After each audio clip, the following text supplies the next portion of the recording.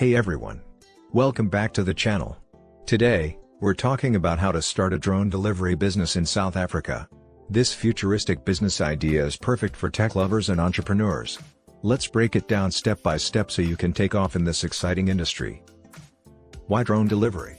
The demand for fast, efficient, and contactless delivery is growing worldwide. In South Africa, drones can solve unique challenges, like reaching remote areas.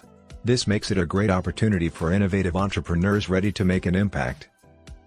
The global drone delivery market is expected to grow by over 40% in the next 5 years. In South Africa, the e-commerce sector is booming, and remote areas need better logistics. This creates a huge opportunity for drone delivery services to thrive.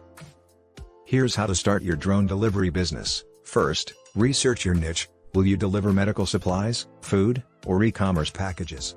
Next, understand the regulations. In South Africa, you'll need a remote pilot license and an operator certificate from the SECA. Invest in the right equipment, like drones with good payload capacity and battery life. Build a solid business plan outlining your services, pricing, and target market.